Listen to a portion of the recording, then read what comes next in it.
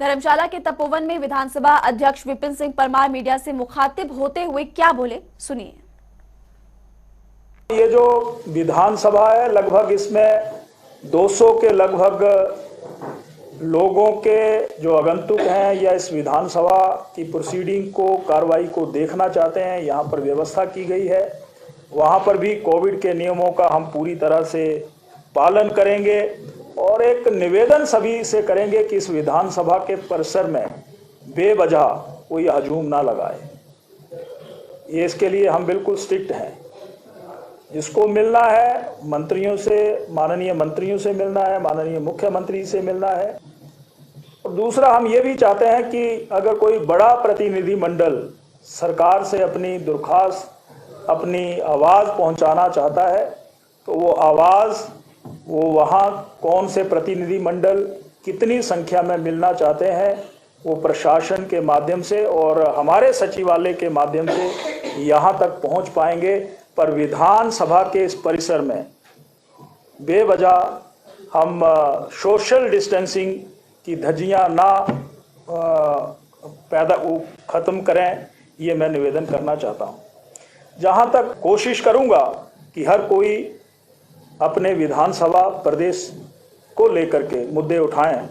पर नियमों की परिधि जहां इजाज़त नहीं होगी, मैं करबद्ध उनसे निवेदन करूंगा कि मेरा सहयोग करें, ताकि इस विधानसभा के बहुमूल्य समय को हम हिमाचल प्रदेश की मजबूती के लिए उनके अच्छे विचारों को लेकर के हम ऐसे नियम बनाएं, ऐसी चर्चा करें ताकि हिमाचल प्रदेश और आगे बढ़ सके। ये हमारे विरोची विकास शर्मा इसी खबर पर हमारे साथ ज्यादा जानकारी के लिए लाइव जुड़े हुए हैं। विकास, शीतकालीन सत्र का आगाज होने जा रहा है, कल से आगाज होगा, कल से शुरुआत होगी, 15 दिसंबर तक चलेगा। मौजूदा सरकार का ये आखिरी विंटर सेशन है। फिलहाल आज की क्या अपडेट? आज कांग्रेस और बीजेपी विधायक दल की बैठक, सर्वदलीय बैठक भी होने जा रही है। विकास,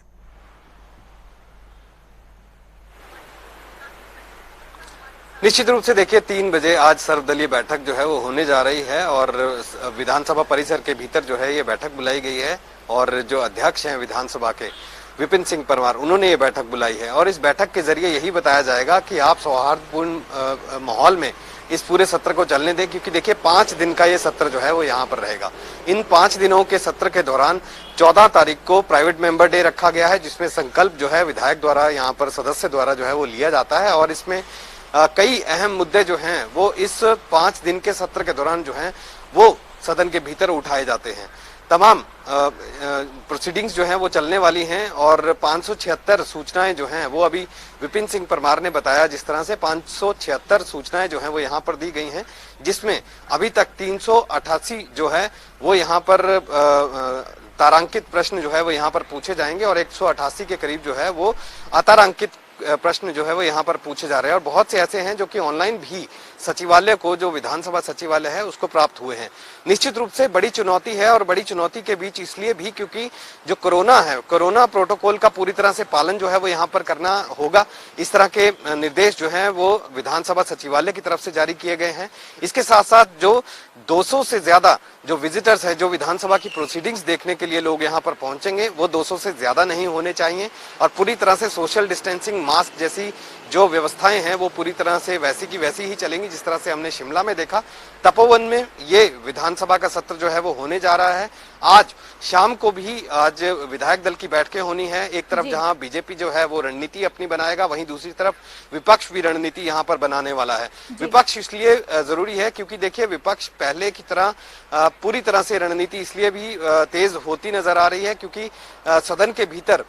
विधानसभा सदन के भीतर जो है वो सत्ता पक्ष को घेरने की तैयारी जो है विपक्ष ने यहाँ पर बना ली है। कई तरह के मुद्दे जो हैं वो इस बार गरमाने वाले हैं, जिसमें आर्थिक रूप से हिमाचल प्रदेश जिस तरह से कमजोर हो रहा है, कर्ज पे कर्ज जो है वो राज्य सरकार ले रही है, इस तरह के आरोप यहाँ पर विपक्ष की तरफ से लगातार लगाए जा रहे हैं। बढ़ती हुई महंगाई, बेरोजगारी का मुद्दा जो है वो भी अहम रहने वाला है। इसके साथ साथ बिगड़ती हुई कानून व्यवस्था, क्योंकि विपक्ष का कहना है कानून व्यवस्था जो है उसके ऊपर कोई कंट्रोल जो है सत्ता पक्ष का नहीं रहा है। ऐसे में राज्य सरकार को कोई निर्णय जो है वो यहाँ पर लेने होंगे, किस तरह से जो कानून व्यवस्था है वो बनाई जा सके, इसको लेकर जो है कोई ना कोई काम जरूर करने चाहिए। तमाम ये मुद्दे हैं और इन मुद्दों के साथ विपक्ष इस बार हमलावर रुख इख्तियार किए हुए है। आज शाम को जिस तरह से बैठकों का दौर होगा उसके बाद ही ये चीज बिल्कुल साफ होती नजर आ रही है, क्योंकि सत्ता पक्ष ये पहले ही कह रहा है कि जो भी विपक्ष अपने सवाल लेकर आया है और सदन के भीतर जाने की तैयारी कर रहा है, तमाम सवालों के जवाब जो है बेबाकी से यहाँ पर दिए जाएंगे और देखना यही होगा कि क्या सत्र जो है वो ठीक ढंग से चलता है। इसको लेकर सर्वदलीय बैठक, जैसे मैंने पहले भी बताया, 3 बजे के लिए आज विधानसभा परिसर में ही इस बैठक का आयोजन यहाँ पर किया जाएगा और इस बैठक के जरिए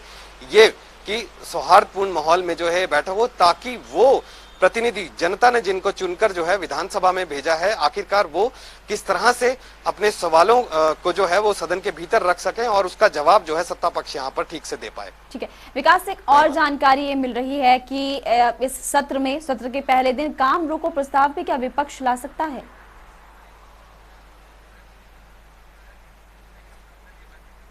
निश्चित रूप से देखिए, जब भी सत्र का आगाज यहाँ पर होता है और सत्र के आगाज के साथ ही पहले दिन, क्योंकि कई तरह के मुद्दे जो है विपक्ष यहाँ पर गिनाता है और कई तरह के आरोप सत्ता पक्ष के ऊपर लगाए जाते हैं, लेकिन इसी बीच काम रोको प्रस्ताव ये अमूमन हमने देखा है कि पहले ही दिन लाया जाता है, जब नाराजगी कहीं ना कहीं विपक्ष की तरफ से यहाँ पर जताई जाती है कि सत्ता पक्ष पूरी तरह से नाकाम रहा है तमाम मुद्दों पर। और इसमें महंगाई और बढ़ती हुई जो बेरोजगारी है वो किस तरह से अनियंत्रित हो रही है, इसको लेकर चर्चा जरूर जो है वो चल रही है और ऐसे में विपक्ष पूरी तरह से हमलावर रुख इख्तियार किए हुए है। जिस तरह से मैंने पहले भी बताया कि सदन के भीतर भी हंगामा जो है वो पहले ही दिन यहाँ पर देखने के लिए मिल सकता है। महिमा जी विकास, और क्योंकि इस बार की अगर बात करें तो नियम 62, नियम 130 के तहत भी यहाँ पर प्रस्ताव लाने की बात कही जा रही विपक्ष की तरफ से, कौन कौन से नियम लाए जा सकते हैं?